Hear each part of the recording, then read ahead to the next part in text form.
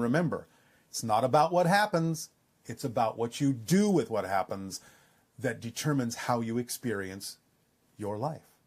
So, no, you can't control the way things may come at you, but you can control the way you receive them when you understand that that's what makes the difference, and that may very well be, in most cases, the very lesson that you chose to learn, to control how you receive what is given to you. So it also comes down to trusting your higher levels of yourself and recognizing that the choice that was made to be here, regardless of what circumstance you currently find yourself in, that it was designed for you to evolve and to become more of who you truly are. Yes. And so it's not a good idea to like get mad at your higher levels and say, well, why did you do this to me, or feel victimized by that? Yes. Or to be, in a sense, angry at the beings that are in your reality that you may feel put upon by. Yes, in general. Although do remember, some people have chosen to experience the idea of victimhood as their life choice, so that they can add that to their soul and have a deeper understanding of all those who may be experiencing it in a way that perhaps someday they can help with. So sometimes a person may choose, this life is going to be about experiencing what it's like to be a victim. And I'm not going to change that, because I will deal with the lesson that I've learned from doing that somewhere else. So I'm not saying it's impossible to have a single, shall we say, motive for that particular life and not necessarily be able to change it. That's relatively rare, but it's not impossible. So again, you have to allow for all probabilities and all reasons for the choices that are made. But if you find yourself receiving information that gives you the opportunity to change it, more often than not absolute, but more often than not, the fact that you've attracted information that says you could change that state of being and that mindset is an indication that you can, in this life, do so.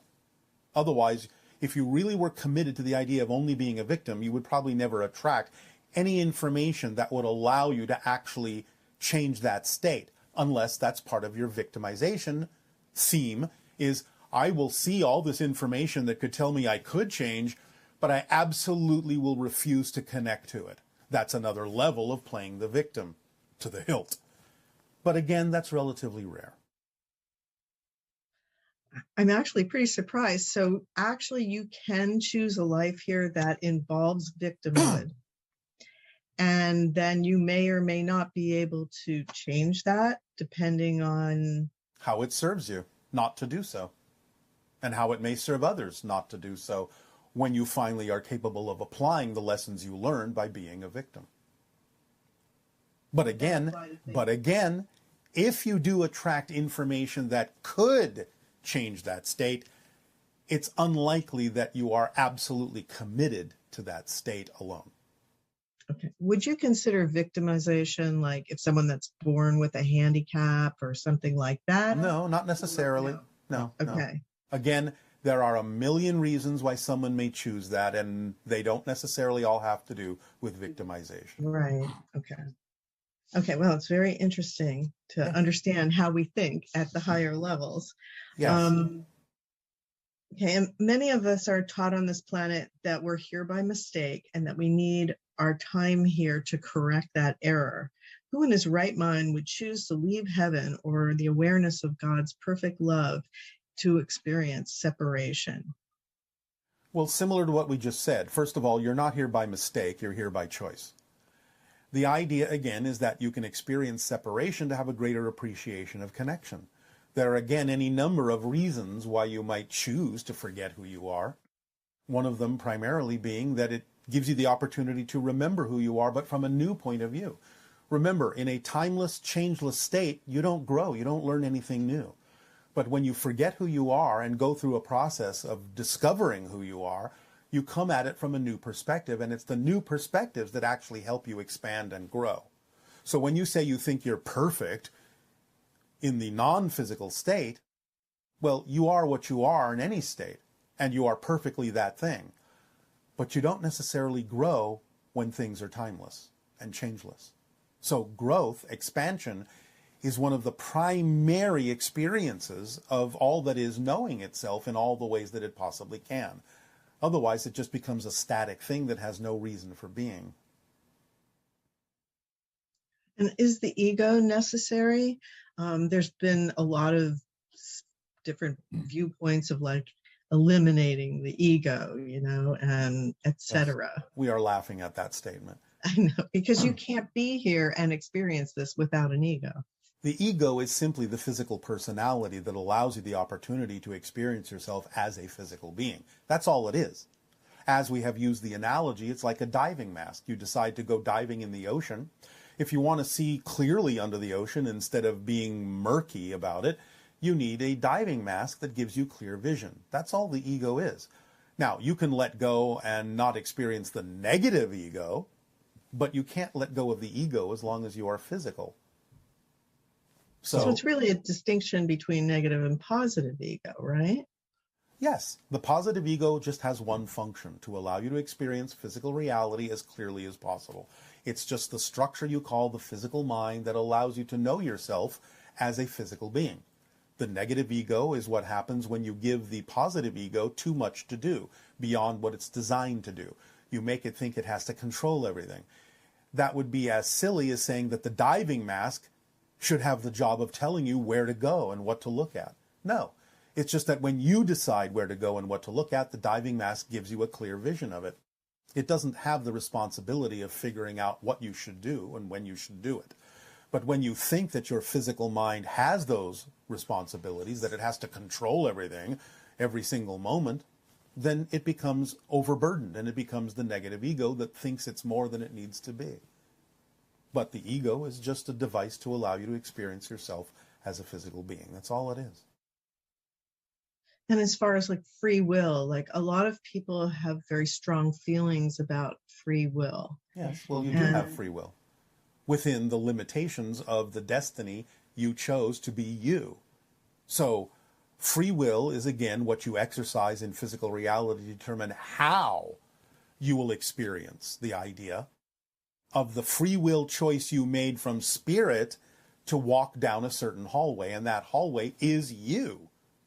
So you can only be you in this particular form at this particular moment because that's what you chose to be. You are a unique path.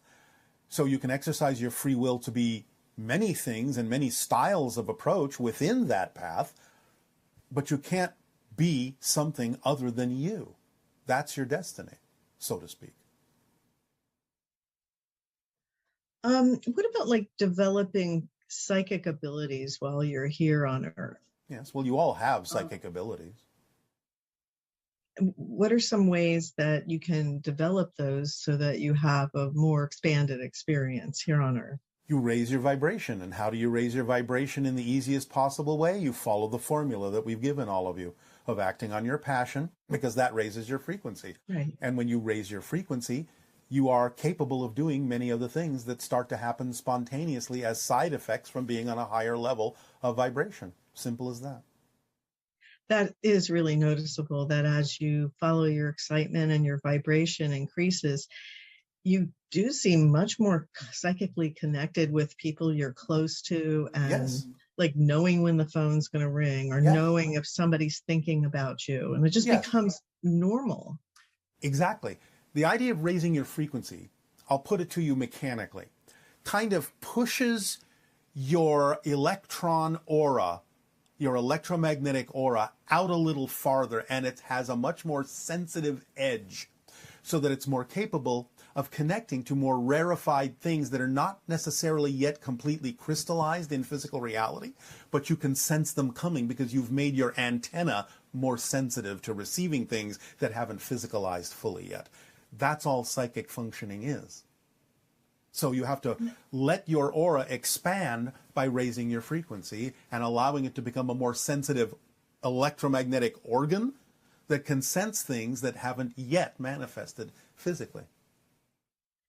It's interesting because that sounds a lot like how animals experience their reality, because They do. especially animals that are prey animals, Yes.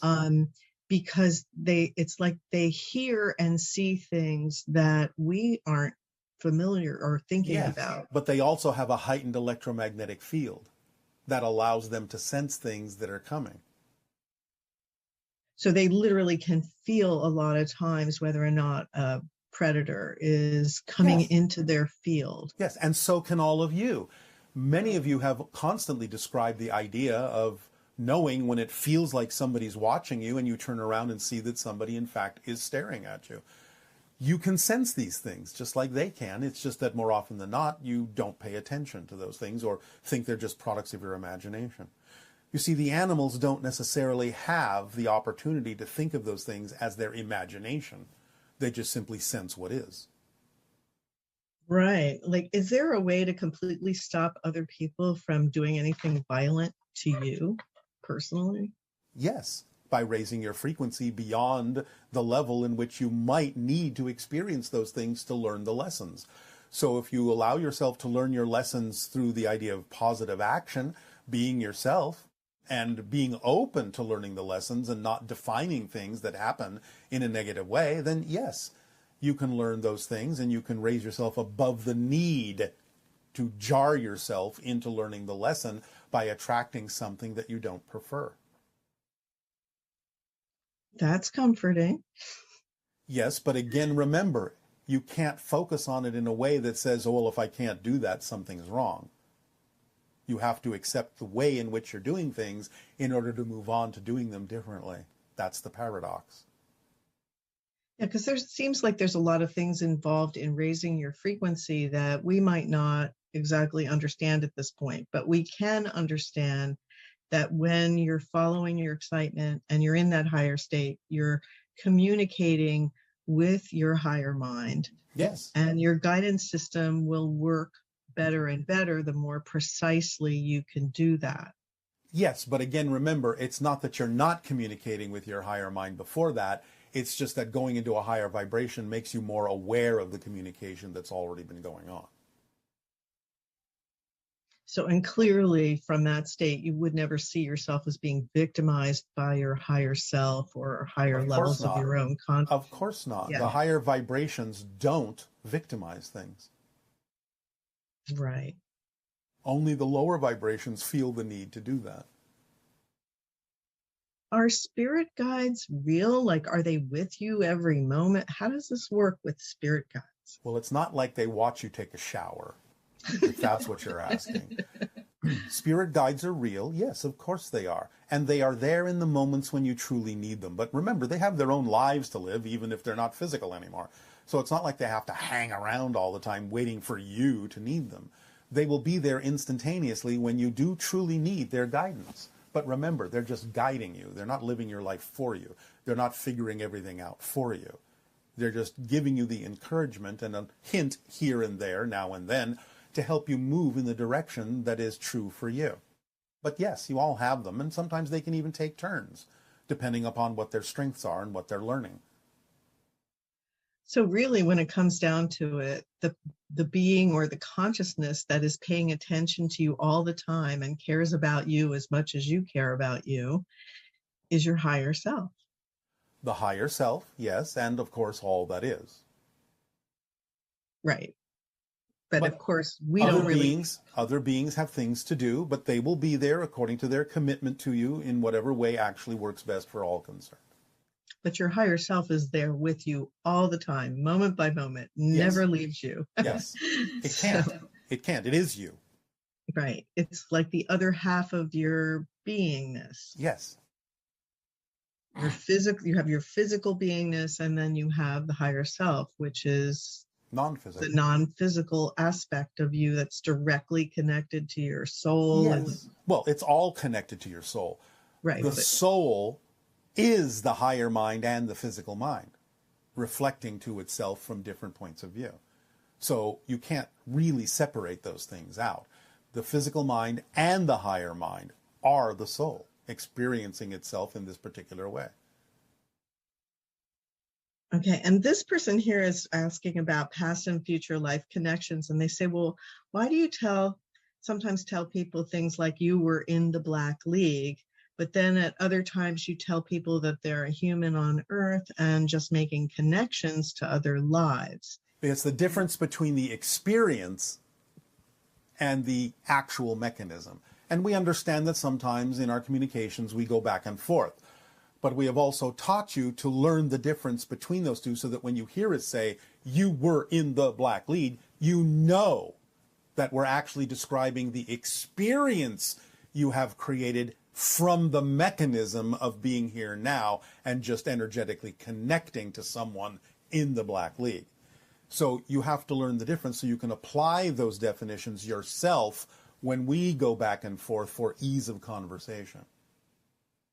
Okay. And also, why do you call April by the name of her Sasani counterpart, Nania? Is she actually Nania or channeling her during these transmissions? April is what we would call Nania Viqua. The full name would be the seed of Nania, being a connection in another life that isn't literally my daughter Nania, which isn't her name, it's just a word that means daughter. But again, the idea is the full representation of April would be Nania Viqua, the seed of Nania, a connection to Nania that informs Nania of a certain perspective that Nania can connect to. But Nania, my daughter, is a different being, but can connect to April in a way that allows her information that is necessary for her in the same way April can connect to my daughter to feed her information that is necessary for her journey on Earth. We don't mean this to be confusing. Okay, thank you.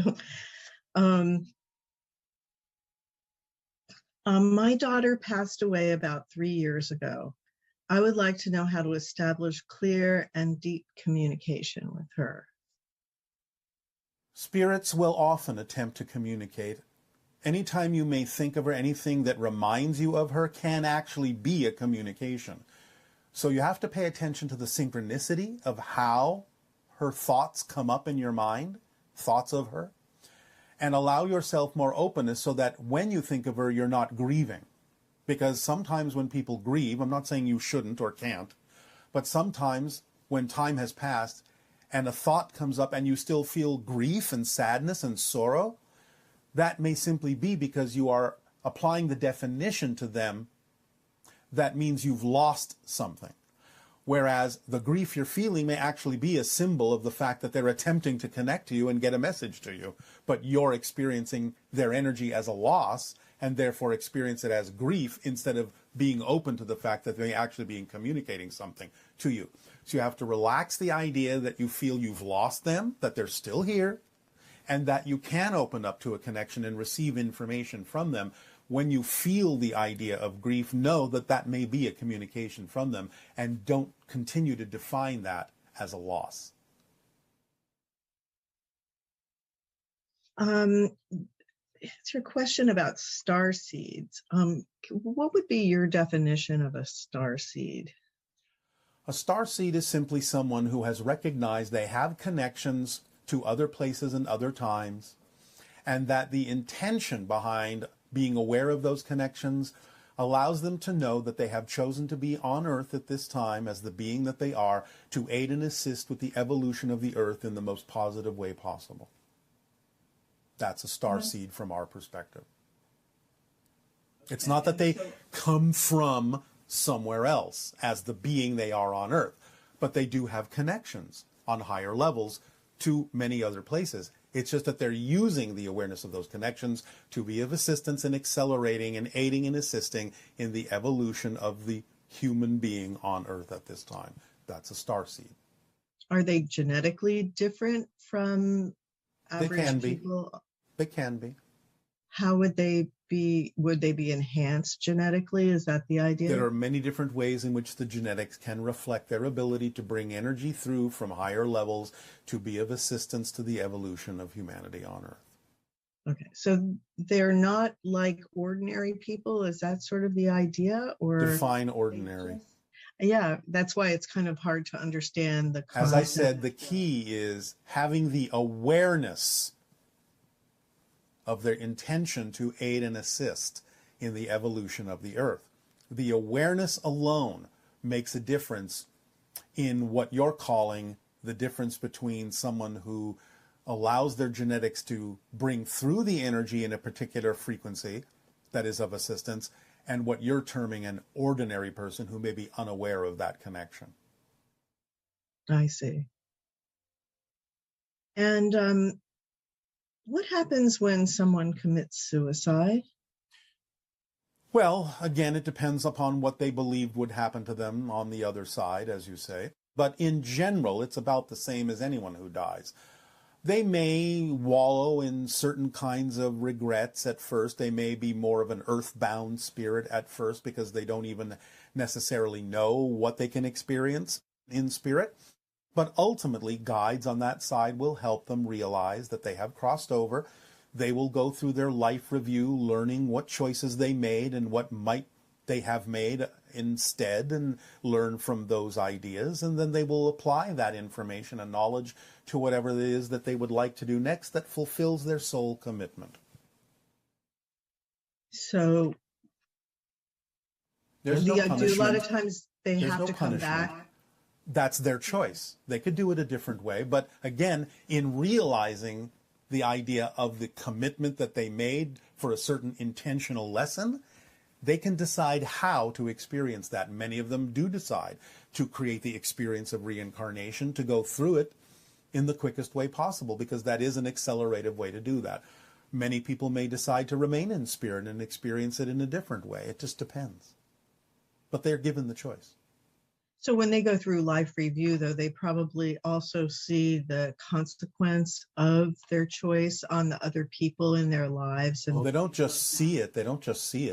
They experience it as if they are those other people, because now they are more firmly connected to those other people, and they feel everything that everyone went through as a consequence of the choice of killing themselves.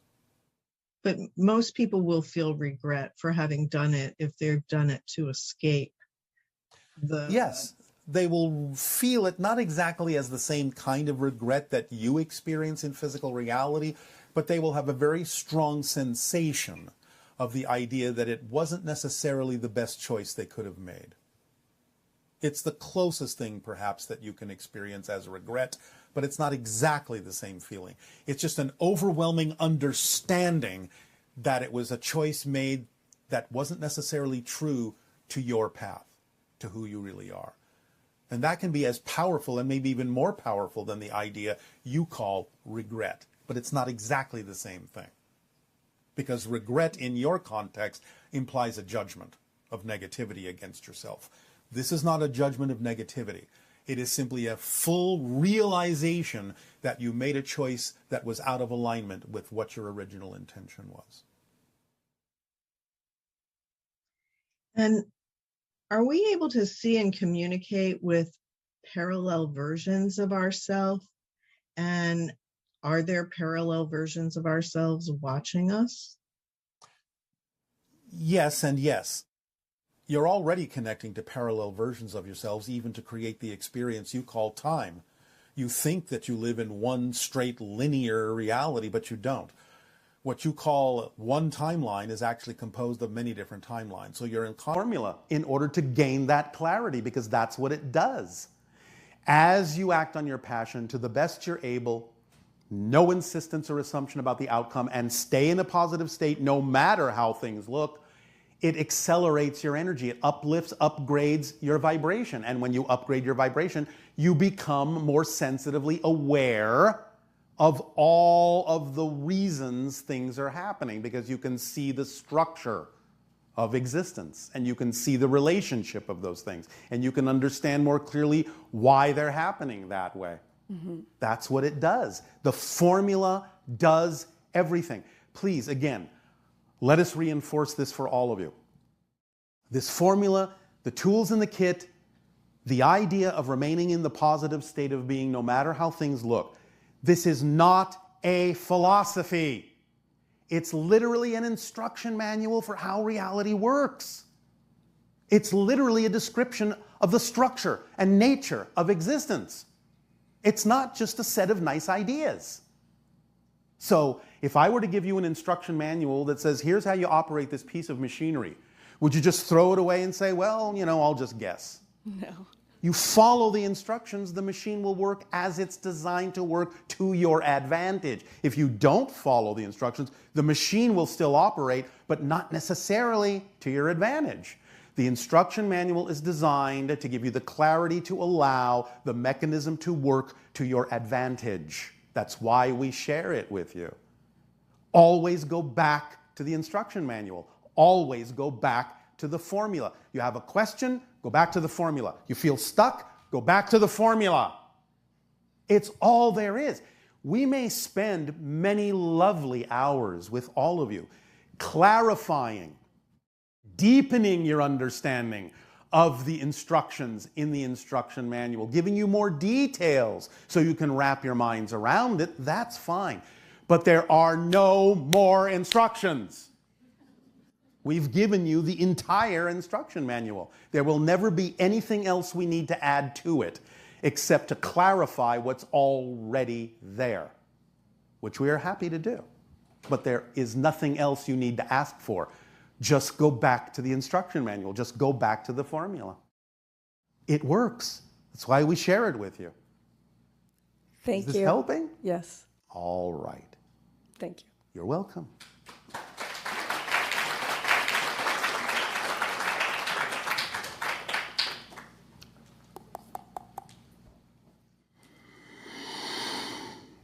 Hello. And a you good day. Good day. I'm just wondering, how do I negotiate impulsivity versus like highest excitement? How do you tell the difference? Yes. Are you saying you cannot tell the difference between anxiety and excitement? Oh. Is that what you're saying? It's all right if that's I guess what you're that's saying, what but I'm is saying. that what you're saying? Yeah. Can you not tell the difference between anxiety and excitement? Really? No, I think I can. All right. Then you know the difference between impulsivity and excitement. Okay. Because impulsivity is usually the product of anxiety, yes? Yes, that makes sense. You're desperate to do something. You think we'll miss out on something. If this doesn't happen, you make an impulsive move. That comes from anxiety. All this takes is honest self-investigation, to be honestly aware of what you believe to be true in any given circumstance where you suddenly feel impulsive or anxious. And ask yourself why. Take a moment, take a step back, relax, go, all right, I'm experiencing this impulsiveness. I know it's connected to anxiety. Anxiety must mean I'm holding on to a definition that's out of alignment, a fear-based definition. What could that be? Let me investigate. Let me find out what it is. Let me bring it to light. Then I can let it go. Then I will simply know the difference more clearly between my excitement and my anxiety. That's how it works. Use that time. When it comes up, stay there with it. Investigate it. Find out what the definition is that's generating it. Because you already know that you cannot have an emotion in a vacuum. You cannot feel anything until you have a definition you believe is true. If you understand that mechanism, understand the structure of existence that works that way, then you will know anytime you feel anything, you can always trace it back to something you believe to be true. Mm-hmm. And that's how it works. And you stay with it because that's the point of your life. When you feel those things, the point is to stay there and work with it. Again, there's nowhere more important you need to be. Yes. Nowhere more important than being here and now with what's happening. Because that's what gives you the next step. If you ignore the stepping stone you're on, you have no place to step from to the next stone. Use that stone and your path will be fully lined and fully lit. Does this help you? Yes, thank you. Was there something else? Yes.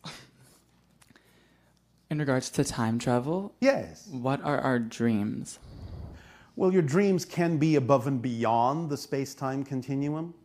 They can still experience a kind of time, but it's much more slippery. You can have really experiences with almost no time lag at all. As soon as you believe something to be true, that's what you will actually literally experience around you as if it were still physical, but you will know that it's not. And therefore you can sort of transcend the idea of the space-time framework on the spirit level. And that is sometimes what dreams are representative of. experiences you're having on the spirit level, transcending the space-time matrix. And then when you wake up, your physical mind does the best it can to draw upon symbols it's familiar with to represent what it is you experienced in a realm that the physical mind doesn't even understand.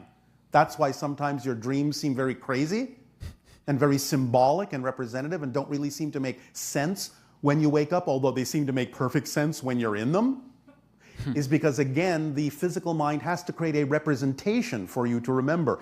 So it's going, well, let's see what's on my palette here. I don't have that color. Well, this one will do. Is that good enough?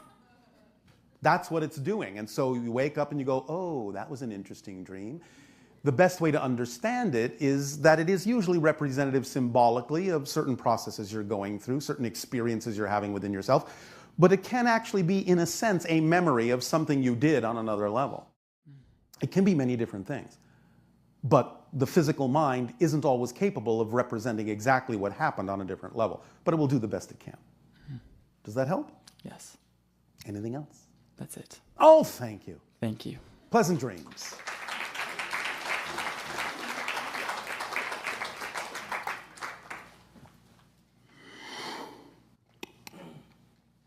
Greetings, Bashar. And a good day. You have described us as masters of limitation. Yes, I have. But remember, Yes, sir. it's masters of limitation, but also masters of limitation. Yes. Yes? Right. Big difference, yes? Yes, masters of limitation. All right. So, from your perspective, Yes. is our human experience best described as an advanced college course, Yes. summer school for failed students? No, advanced college course. So, not detention after school either. Graduating class. Allowing yourself to choose to experience a reality of such incredible limitation means you know you're strong enough to transform it. Yes. Masters of limitation, therefore, you're getting your master's degree. Yes. Good. Not kindergarten, not summer school holdbacks. No. Now, you can experience it that way, but again, remember, the experience description is vastly different from the actual mechanism.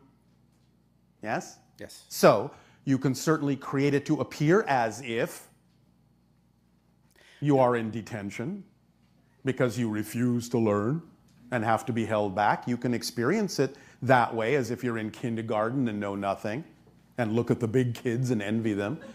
You can experience it that way, but that's not what's happening. Does that master class description describe our current class, or is it also describe, let's say, 1,000 years ago? It's always been that way. It's just that you're becoming more aware of the fact that it's always been that way. When you weren't aware of the fact, then there was more of an agreement that it felt like something more like a kindergarten. Although there have always been individuals who understood the idea of mastery. That's why you've had teachers and guides and advanced beings in your society from time to time who are willing to tell you, no, no, no, you are masters. Yes. Yes?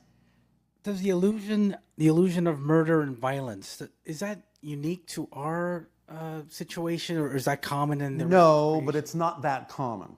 Okay. In the way that you experience it, to the degree that you experience it, we haven't run across it that often. It's relatively rare because not that many civilizations we've encountered are that steeped in forgetfulness. They many times look to you and realize that if you can transform the degree of limitation that you've experienced, then whatever challenges they have are a walk in the park. Is that forgetfulness, is that self-imposed or Yes. self-imposed? Well, it's self-imposed in the sense that you realize that that's the game you're playing. That's the rules you're abiding by.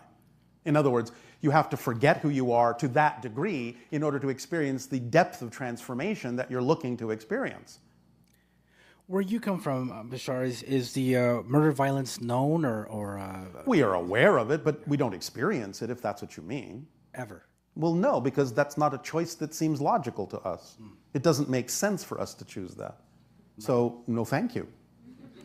We don't invalidate it as an experience. We understand that darkness always exists, but we choose what we prefer without invalidating what we don't prefer. And therefore, there's no need for us to experience those things because we understand what it is we are all about. We understand what it is we prefer, and we understand how to choose it consciously with awareness. And it really just makes no sense for us to choose anything else. That's part of the process that you're all going through, is getting to the point where nothing but positive choice makes any sense. That's really what it comes down to. It just doesn't make sense to choose anything else. Yes. So in terms of all that is, Yes. Obviously the illusion of murder and violence is somewhat a part of all that. Not somewhat, it is a part. It is a part. Well, there's nothing outside of all that is, Yes. by definition. So how could it be other than an expression within it? And does that mean that, I mean, it is murder violence, I guess, is the illusion of like killing a part of yourself, basically. It is, and it comes from belief in the idea of disconnection and lack. Because you are feeling an emptiness by believing in disconnection from source. And you're trying to fill that emptiness with what you have been taught to believe is an expression of power, which usually, when you have that kind of an experience, is expressed through domination and force and attempts to control. And then that leads to those kinds of things, murder, violence, what have you. But when you understand you are connected, there is no emptiness and there is no need to do those things because you understand that you are a part of everything, everything is a part of you, and what's the point? Yes. Because you are self-empowered enough to have whatever you need without having to hurt yourself or anyone else in that process. It makes no sense. You're only diminishing yourself. So most of the creation then chooses positive. Would you say that most, or? I'm going to only be capable of putting it this way, as I have before. When you think about it, creation is not a duality. It is a trinity. There is always the balance point in the center. Yes? You with me so far? Yes. Because the balance point in the center is a neutral position, it still gives you the freedom to choose what you prefer. Therefore, it could be said that existence is slightly biased toward the positive. You could say it's 51% positive and 49% negative. Therefore, the current, the flow of creation, always draws you in the positive direction. Therefore, the majority, whatever kinds of percentages you may want to give it, of everything we have ever discovered, the majority is always positively expressed. Yes. One last question. Yes. Does the energy from our thoughts feed other systems or entities outside of our reality? It can, yes. Okay. And do our negative thoughts seem more delicious to certain systems or entities than the positives? In a sense, it can, but there is a lot that can be discussed about that. That's a very oversimplified way of expressing it that doesn't really get down into the depth of what that really means and what kind of experiences those are, and it leaves a lot out. Therefore, that might be something that we will save for a deeper discussion at another time. Sure. So the short answer is yes, but not really. Okay. Because there's a lot to say about what you mean by saying delicious in this context. Yes. Thank you. You're welcome.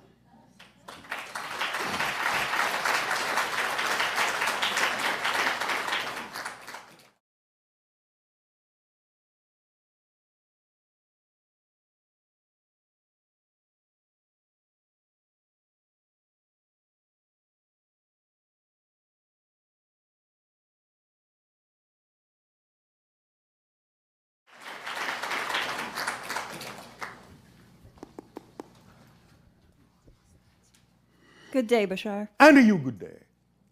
So we are embryos in a graduating class. All right, if you want to look at the paradox that way, you certainly can. Could you expand on that idea? Well, you create yourself to feel new, feel like you are forgetting who you really are, and therefore it's possible from that point of view to discover yourself from a new point of view. If you're just in a timeless state, there's no change. So forgetting who you are, feeling like an embryo, gives you the opportunity to realize that you are going through a process of graduating. Otherwise, you wouldn't be able to experience that process because you would remember too much and there would be no point. So this allows you to discover yourself from a new perspective. It expands your idea, your experience of yourself. Remember, the structure of existence never changes. It's your perspective and experience of it that changes, and that's how creation grows. By experiencing your relationship to the structure that never changes in ways that do change. Did that answer your question? Yes, thank you. Was there anything else? I would like to ask you about the frames, the potential frames Yes. you're talking about. Yes, well, they all exist now at present. They're not really potential ultimately. We just use that terminology so you will understand the illustration better. They all have something going on in a sense. They're all being experienced. But to you, they seem like potentials from your point of view. It doesn't mean they're not occupied with experience by some other aspect of existence or consciousness. And they're made of consciousness? Everything is consciousness. Okay. So can we actually affect the child or the person I used to be? That being that... In a sense, you already do. Because again, remember, every time there is a change, it changes the past and the future. Yes? Yes. So you are affecting the child by changing the child you were. Okay. That's one way of saying it. So we can go back and talk to our child that we believed we were. And in a sense, yes. But again, as the diagram indicates, it depends on exactly the technique that you use. Okay. Also, I was wondering... One moment. Okay. You understand the linear version of the relationship that we have with the channel? Yes, that you're the future self. Therefore, you're seeing an example of that, yes? Yes. The future self speaking through and allowing the so-called past self to choose to be affected by what we are saying, yes? Yes. But again, we understand that we are communicating to a parallel version because it's not in my linear time frame. Mm-hmm. Does that make sense? Yes, it does. All right. And also, something to remember. And again, this is just a linear way of putting this. The channel has its own consciousness. I have my own consciousness as an identity. What you're experiencing, all of you, is a third entity that's a combination of the two. Because this is not, right now, the way the channel normally behaves if he were to speak to you. This is not the way you would actually experience me if you were to speak to me directly.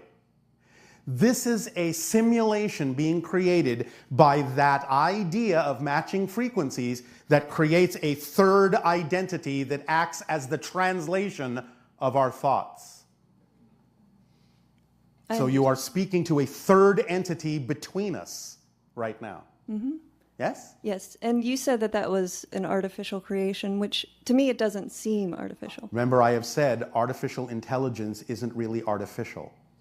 That's just a way of describing the mechanism that may be allowing the intelligence to express itself that you don't necessarily, in your language, consider to be a natural being. But that doesn't mean it's really artificial in the sense that the intelligence is artificial. But it seems natural to me because... I just told you it is Okay. natural. Okay. It's not really artificial. In other words, let us be clear. Your scientists are working on the idea of creating artificial intelligence, yes? Yes. So they will create a device artificially. Mm-hmm. Let's just say a computer box of some sort that will allow their true, natural, higher minds to be able to finally speak to them directly through the artificial box. It doesn't mean the intelligence is artificial. It's just that the intelligence is expressing itself through a device that your people consider to be artificially built, not born or grown in a natural way, so to speak. That's all that term means. It doesn't mean the intelligence isn't natural. So don't confuse the term artificial with the intelligence itself, even though many of your scientists think. Hello, Bashar! And to you, good day. I was almost going to whisper. Okay, that was so good. I just love this synchronicity so much. So do we. That was my question, actually. How synchronous of you. I know. And so I call them quinks. And Quink. yeah, it's like a non-coincidental coincidence. You know things are happening. You are referring to an old-fashioned phrase in your language called a coinky-dink. I guess so, but Yes. I shortened it, yeah. All right. Because I love keeping track of them. Oh, all right. And I separated them. Events were quinks, and then when you found an object that was quinky, then it was a mool. But anyway, the question I had is, what are they? Like, What are what? Well, I love how what are quinks? When Are they not synchronicities? Yes. Well, But we already explained what a synchronicity is. Right, and you explained it so well, but Not well enough, obviously. well, no, I just wanted more. Like, I know we're creating our reality or attracting our reality, Yes, or yes. we have momentum, or I don't know how that's happening. Maybe that's none of my business, or just let it go. But That might sometimes be the wisest course, because you don't need to get too caught up in how the mechanism works to simply know the mechanism works. When you walk into one of your rooms and you turn on the light switch, do you stop and wonder how the light bulb is actually working, or just go, light, thank you, and now I can get on about my business? Do you understand? yes. So it's all right to know how it works, but you don't always need to know in order to just flow with what you're doing. So the idea is to recognize everything is one thing. You understand this, yes? Yes. Different expressions of the same one thing occurring in exactly the same place, all at once in the same moment. What you view as different places, what you view from your perspective as different moments, are simply the same place and the same moment from different points of view. So the idea is that since everything is one thing, synchronicity is an experience of the collapsing of the space-time continuum experience down to at least something closer to the single moment, so that you understand that everything is happening here and now all at once, and suddenly exactly what you need that has always been right here, right now, appears before you exactly when you need it, exactly where you needed it. That's how it translates into the space-time matrix. But that's a representation, a symbol of the fact that that information and that experience has always been right here, right now, and now you've just shifted your frequency into a vibrational state that is appropriate for suddenly being able to perceive that information exactly when you needed it. Does that help? Yes, it does. I like to go on walks, and I think of them as treasure hunts, and sometimes things would happen, and Yes. I would be looking like my gang, my invisible gang, is playing with me. Yes. And it's so fun. It is. So the part that you said about with no insistence on the outcome. Yes, because you don't really know what it's going to really look like. Right. And if you have a symbol of it, that's fine. But you have to understand that the symbol's job is just to get you into the state of excitement about having something like that happen.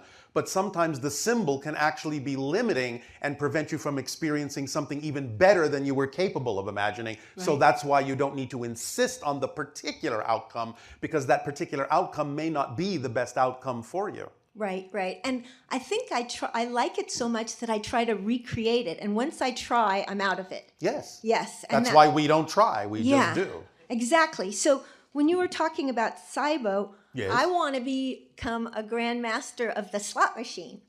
And All so right. I was thinking of that because, you know, like how it lines up. And that was another thing. How does law of attraction and synchronicity go together? Because I know I can focus on something like writing. All right. One moment. Okay. In a sense, they are two different sides of the same coin, since you're using the slot machine reference.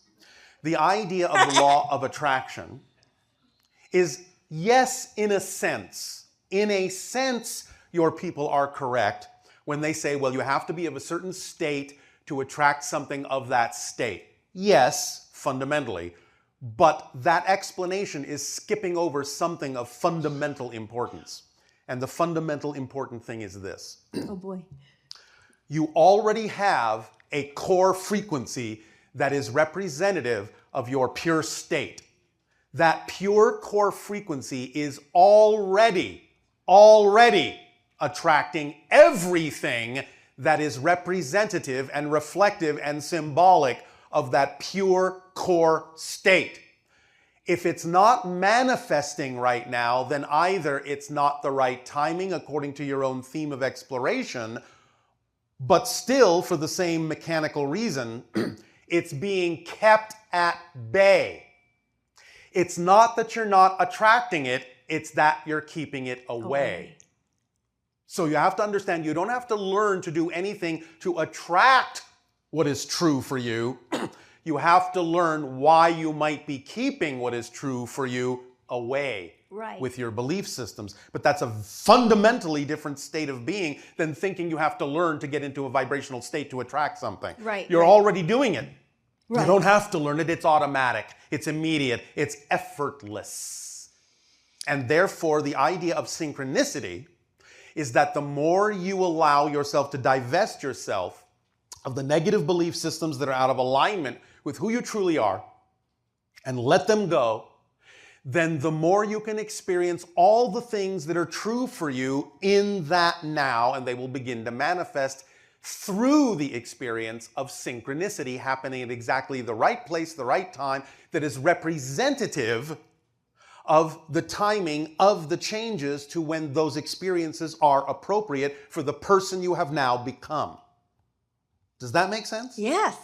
And the part about no insistence on the outcome and not trying and the ease of it, all those things. So I get so excited sitting at that slot machine, especially when they start to line up. And then I get so, and I want more. One moment. Okay. Here's a reminder about the idea of acting on your excitement and why it's important to let go of any insistence. Yeah. The idea, when we talk about acting on your highest excitement, understand, you act on your highest excitement for its own sake. Not because of what it will get you, not because of where it will take you, not because of anything after that moment. You act on it because that's what you're excited to act on for its own experience. Because you don't know why a thing may excite you. A thing that excites you may not excite you because that thing has to come to fruition. Something may excite you as a lure to get you to move to where you need to be so that the thing you really need to do can more easily be done. That's why you need to drop all your insistence on what needs to happen, because you never really know why a particular thing is actually exciting. That's the communication from your higher mind. Excitement is your physical body's translation of the communication from your higher mind saying, do this now, do this first. This will take you where you need to go. Maybe not where you want to go, but it will take you where you need to go. Do you understand the difference? Mm-hmm. Therefore, excitement is acted on for its own sake, not for anything else and no other reason. And that will just automatically flow you to the next place. And if that needs to come to fruition, then it will in some way, shape, or form, but you have no idea how you're actually going to get there. So it's not for the money coming out of the machine. It may not be. Okay. It may not be. It might be, but it may not be. Okay. It might only be for the purpose of improving your synchronicity. It might be for the purpose of saying something that the person sitting next to you needs to hear from you. Okay. You need to broaden your imagination about why things excite you. It's an orchestration. It's not always just about you. You understand? That's good. That's really good. All right. Because sometimes I sit there and I go, okay, so I don't care. I just don't want to care. But then I do. It's really funny. Because, It's hysterical. Watching all of you, as we have often said, is like watching a 7-foot person attempting to stuff themselves into a 1-foot square box. Oh my God. You are all quite hysterical. That's so and funny. you have given us years of entertainment. And so we thank you. Nevertheless, when you really relax any wanting about what you think needs to happen next, you will actually get what you need, and you will see why the thing excited you. You will understand it after the fact, and maybe not even then. And if it doesn't come then, you don't need to know. Okay. Just follow the thread of excitement for its own sake. It is leading you along the unerring path of least resistance. Just see what happens. Just see what happens. Because again, if you start to understand that many of the things that you say you want to have happen by acting on your excitement, if you understand that those things are actually very often limitations on what could happen, you'll start to drop those expectations and insistences. So let's say, to use your example, yes? Yes? You're sitting at your slot machine, you're very excited to be there, but you have this insistence that your excitement will not be fulfilled unless money comes out. But insisting on that may have actually pinned you to that machine longer than you needed to be, because you wouldn't necessarily have gotten up by following your true excitement and your instincts and gone to another casino where suddenly another machine that you sit at gives you the jackpot. But it may not come from that machine, or it may come some other way entirely, or somebody may give you something else entirely that will fulfill and reflect that excitement. So when you have no insistence on how it has to manifest, then you'll follow that thread. When it actually occurs, you won't fixate yourself on something that may actually prevent you from experiencing something far grander than you could imagine by sitting at that one spot. Does this help? It helps a lot. It helps a lot. Yeah, that's what I want to be able to do. To then let by that all go. means I'm do so. doing it. Yeah, I'm doing it. Okay, I have another question. Do you? When you Go ahead, pull the handle. We'll see what happens. There's a show where when they pull the handle, the chair goes back and they dump the person backwards. So when you said that, that was so funny. Okay. When you mentioned Interstellar Alliance, yes. I got in my imagination, I was picturing a council. Yes. And then I was thinking, is it like that bar in Star Wars? Are there like dolphin people that are in tanks of water? Well, in a sense, yes. There are many different cultures and many different civilizations, many of which are unlike you. And it is, let's just say, sort of like that, but certainly not absolutely like that. But it's that diverse. Oh, absolutely. All of the beings that actually have what you would consider to be, well, not all of them, but most of the ones that you are familiar with at all in your stories that have a humanoid appearance, have that appearance because you're genetically related. Most species out here in the galaxy look nothing like you at all. Really? But you are dealing with the ones that are similar enough so that you won't, how do you say it, get freaked out? Right. But then they will gradually acclimate you to the fact that there are races that you couldn't even comprehend out here. Yeah. And are in all of our nature, like the insects and creatures, yes, are those like representations here of other whole species? Sometimes similarness can be experienced, although it may not be absolutely identical. But you are seeing templates for many of the things that do exist out here, although they won't be necessarily identical to what you see on your planet, because that's your version of the template. Okay. Does that help you? Yes, it does. And like in... Your chair's going backwards now. Really? Oh my God. Okay. Please take your seat. Self-hatred is not an expression of excitement, but someone can create the idea that it is. But that is not an accurate representation of the vibration of excitement. Remember that the idea of self-hatred, by definition mechanically, is a negative energy. You follow me? Mm-hmm. It's segregative, separative, disconnective in its experience. Okay. The idea of excitement is a positive mechanical energy, which means it's connective, integrative, and expansive. Therefore, saying, well, it is my highest excitement to hate myself is a complete contradiction of energy and terms.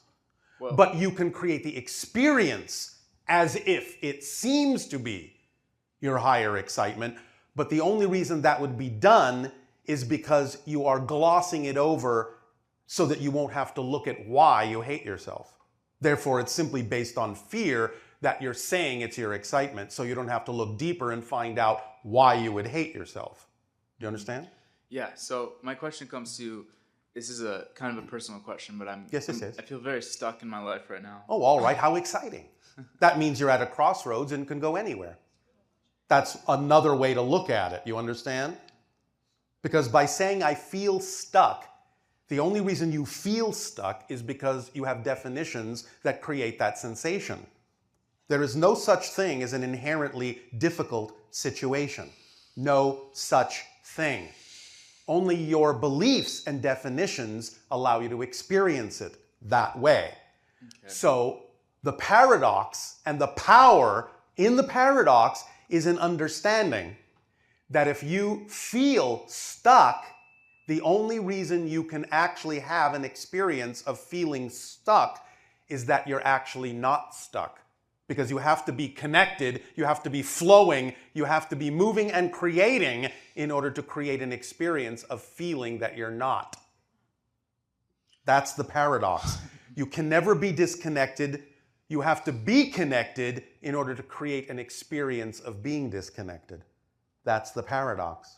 Okay. You're always in control, and if you feel out of control, it's because you're controlling that. That's the paradox. You cannot be out of control. You cannot be disconnected. You can't actually be stuck, not literally, but you can create experiences as if you are. But if you understand how existence is structured, as soon as you understand that you can't actually be stuck, then you can reveal to yourself that it's just an experience you're creating with the energy of your being that is not stuck. Okay. Does that make sense? Yes, and yes, it does. But the experience that I'm in right now, yes, and what I'm trying to recreate or get out of is I've had problems with drug addiction. Oh, all right. For years now. How exciting for you. Yeah, well. And what have you learned? What have you learned? Is this something you prefer? No. Oh, all right. Not. All right. It ruins my life. All right. Get but sober and build my life But you back can up. learn something from this, yes? Yeah. And in learning something from this, will it improve your life? Well, yeah, totally. Well, then you are learning from it, and that means you are turning the negative into a positive. Therefore, it's not a waste. That's the first idea. It's not a waste. You're learning something from it. You are strong enough to have chosen to go through that and come out of it. That's the first thing we see. Yes? Yeah. An experience of strength. I can go into the depths of darkness, the depths of the experience of disconnection, the depths of the experience of being out of control, that this completely controls my life, and yet I can still have excitement that says, I desire, I prefer something else. Because I know I am powerful enough to transform this. That's the first thing we hear. Is that the first thing you hear? Yes. All right. Now, yes. When getting off, because I've gotten into a situation again where I've gotten my physical body dependent on substances that I have to withdraw from, that's very painful. Exciting, yeah. You understand. I don't know how to face, like... one moment. Okay. One moment. You understand that the idea of addiction is locking on to something that's a permission slip that allows you to feel either more powerful than you believe you are, or allows you not to feel the fear of not feeling powerful. So it's either dampening the fear so you don't feel it, or it's giving you a false sense of self-empowerment. That's why addictions happen. Because you have a deep-seated belief that you are not powerful, not connected, not loved. Do you understand? Yeah. That's where that starts. Yes. And in not necessarily having the tools to know how to transform that, because of being brought up in the society that you are brought up and not being taught those tools, you still know, you still have the urge to fill what feels like emptiness. because you can sense that there is a sense of emptiness there. The idea that you don't believe you are self-empowered or connected to Source is translated in your reality as a sense of emptiness. And you attempt to fill it. But the only things you've been taught you can fill it with are not the actual things that fill it. These are just ideas and symbols that you've been taught can fill it, but as I just described, they give you a false sense of security. Right. Because there's only glossing over the deep-seated issue, which is the belief in your lack of worth. Right. But you are worthy. You are worthy. Trust me, if you were not worthy, you would not exist, because creation doesn't make mistakes. Yeah. Not one. And if you exist, you belong. Yeah. Without you, all that is would not be all that is. You are necessary in order for it to experience itself through your perspective, and that allows it to be all that it is. So the fact that you exist, just that, is proof of your worth. So when you have been taught that you're not worthy, that you're not deserving, that you're not loved, and you keep reinforcing that, you keep buying into it, what you're doing, in essence, if you can picture this, is you're arguing with creation. Saying, I don't exist. Not really. You will never win that argument. Ever. Because you cannot cease to exist. Existence is the fundamental state. You just are. Now, you may change your form in any number of infinite ways, but your perspective will always be your perspective, and anything you change into will always seem to be happening to you. Because the perspective is what you are of all that is. Your unique point of view, your unique experience, your unique understanding of yourself. So fundamentally, just by your existence, you are worthy. So I would simply strongly recommend that you stop arguing with creation, because you will never win that. Okay. So, step one, you have a fundamental worth, a fundamental value, just by the fact that you exist. You can begin there and build up from there. You understand?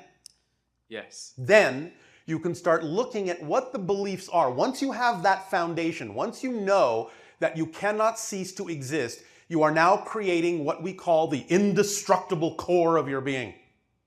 It's already there, but you're becoming aware of it.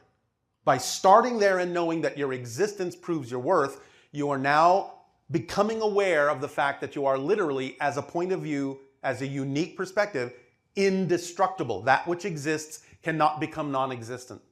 Why? Because by definition, non-existence doesn't exist. Think about it. Non-existence doesn't exist. Existence exists. Non-existence doesn't exist. So that which exists can never become that which doesn't exist.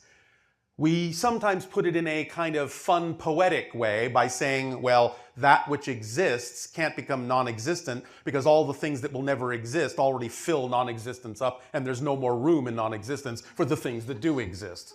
It's full of all the things that don't exist. Does that make more sense to you? Yes. All right. So, once you establish your indestructible core, you will always be. You will always be. Now you know that it's okay to start digging down and finding out what those fear-based beliefs are, because you know that no matter how deeply you dig, no matter how frightening it may be to explore and discover what those beliefs are, you will never, ever, ever be annihilated by doing so. You can never stop existing. Ever. So dig away, find out what they are, and remember, they are just beliefs. They are not facts. It is not a fact that you are unworthy. It's just something you've been taught to believe is true. It's not a fact. So if creation is willing to support you utterly in your belief that you're not worthy, why would it care if you start believing that you are? It will still support you all the same. It doesn't care what you choose to believe, because that's been left up to you.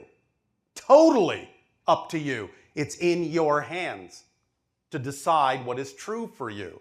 So if you suddenly say, you know, I'm really tired of believing that I'm not worthy. I'm really tired of creating this sense of stuckness and this idea of being out of control. I'm really tired of using permission slips as a crutch because I don't believe I'm self-empowered enough to attract what I need when I need it. This is all just negative beliefs. They're just opinions. They're not empirical facts of nature. They're just ideas that you've bought into. That's all they are, because that's all physical reality is. Physical reality isn't real. It's just a reflective mirror of what you believe to be true. That's all. So, and I understand that, and I've studied a lot about beliefs, and basically that things are neutral and our beliefs are what give them. Yes. So, for me, could you give me some instructions on maybe like I'm basically asking like a way like to get, I'm ready to get off and take the jumping point and get off of everything that I'm on and go through the withdrawal, which is going to be very painful. Does it have to be? That's what I'm wondering. Does it have to be? Well, no, it doesn't. So why don't you assume there is another way to experience that process and let the synchronicity in your life attract to you the information you need to take you through that process in the most effortless possible way? Why assume it has to be painful? Just because you've gone through it before doesn't mean that the new you has to experience that, does it? No. Then there you go. Do you understand that you are a new person every moment? Yes. Are you sure?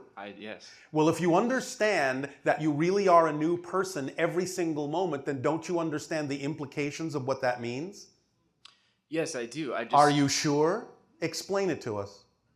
Okay, so what right that now means is that like we're constantly like shifting like realities and every. And what does that imply? And that implies that like we're constantly changing. And what does that imply? That I can create any experience that I want. And what does that imply? If you are a new person, what does that imply? That I'm not, that I can be who I want to be. Like, if you are a new person in a new reality, doesn't that imply that you, the new you, has a different history than the other person that was there a moment ago? Yes. Do you understand? Yeah. If you can, I'm not saying this is the way you will do it, but if you understand this, truly understand it, you will understand that if you really are a new person, you actually have a different history. That doesn't mean that you have stopped using the addictive substances. It means you never did. Right. And that's why there's no longer any urge, and that's why there's no longer any withdrawal. Because you've never been addicted as the new person. And you talk about it as like the 13th step. That's the 13th step of transformation. Now, I understand that it may be a little challenging for many of you to really wrap your mind around this and use it. So I'm not saying that it has to be done this way. But what can be done is, you know, you can attract to yourself through synchronicity the idea of going through whatever process you believe you need to go through in the most effortless and joyful way you can. There is always an option for that. So don't assume, is all we're saying. Never assume or insist that it has to be one way just because you think you experienced it that way before. Before has nothing to do with now. Mm-hmm. Nothing. Unless you make the continuity link. And this is where breaking continuity comes in. Okay. Before is its own reality, and it's another person. It's literally another person. If you really aren't that person, and it's not even about, I'm not that person anymore. No, you never have been. Ever. You're a different person. Do you understand? Yes. So this is a description of what it would be like if you truly make this true for yourself. If you don't right away and you go through another process, that's fine. All we're saying is the process you go through doesn't have to be painful.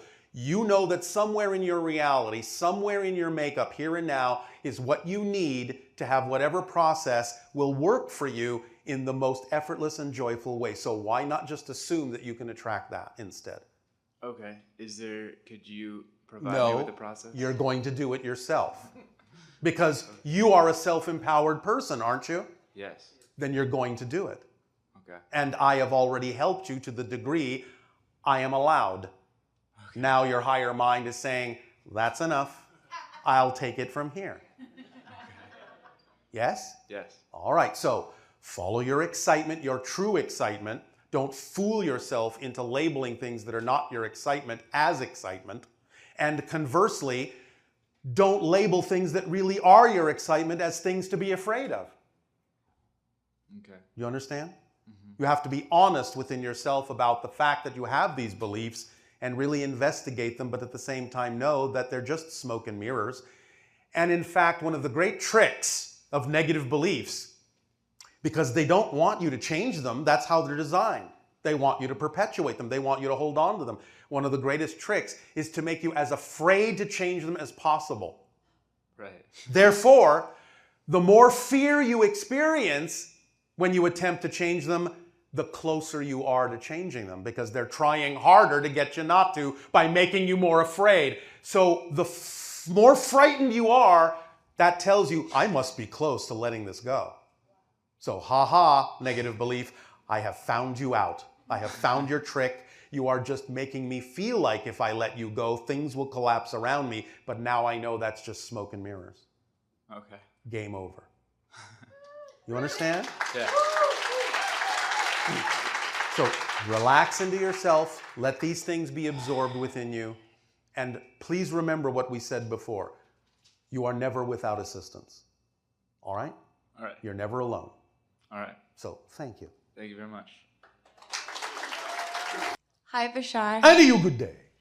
So I was just introduced to you a few months ago. Oh, how do you do? Very well. Excited to be up here. Oh, all right. I don't really understand the concept of parallel realities. I'm just trying to wrap my head around it, and Did the TV analogy not help you? no. Oh, all right. Do you understand in any way, shape, or form the concept that there is only really one single moment in existence? Let me Yes put it and to you no. this way. Let me put it to you this way. I'll use these terms. Nature is exceedingly efficient. It will never use more than it needs to accomplish something. Do you follow that idea? Yes. It's very efficient.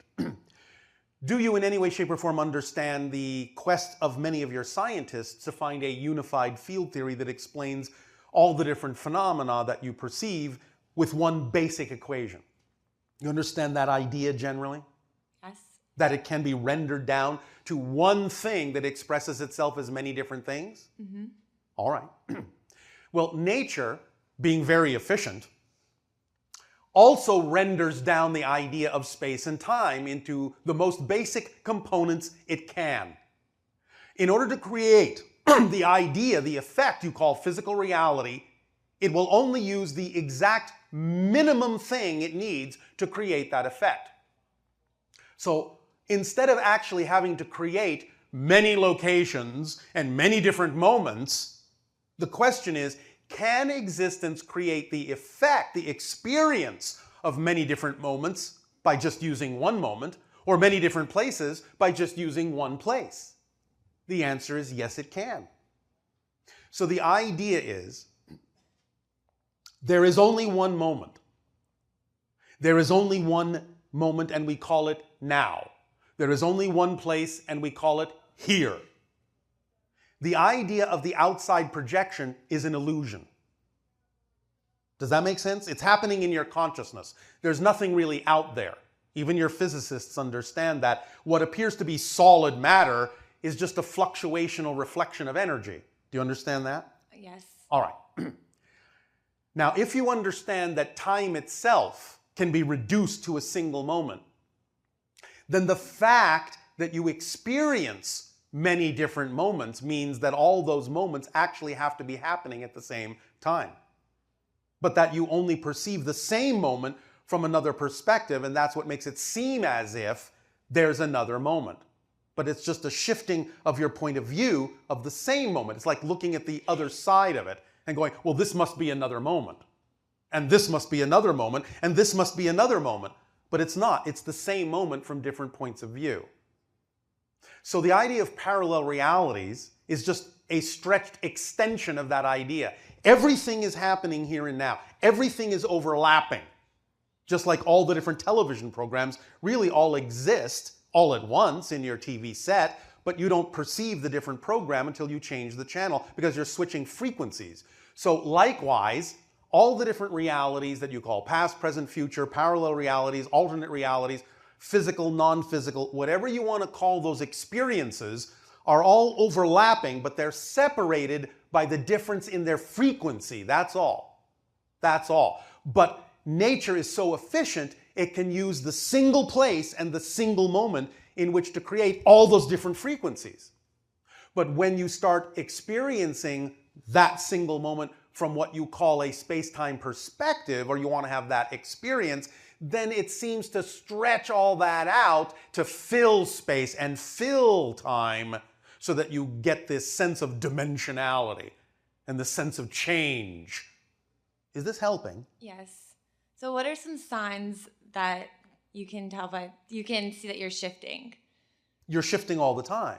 But how it's can just you that tell? you shift so frequently, every second, billions of times. Literally, specifically, you shift 10 to the 43rd power times per second. You understand how small an increment that is? Okay. Yes, I understand. All right. I can still give you an example. Okay. The increment is so small that there are more of them in a single second than all the seconds that have existed since the beginning of your universe. Do you understand? Wow. Yes. So, in that tick of the clock, so to speak, everything actually exists in that one tick.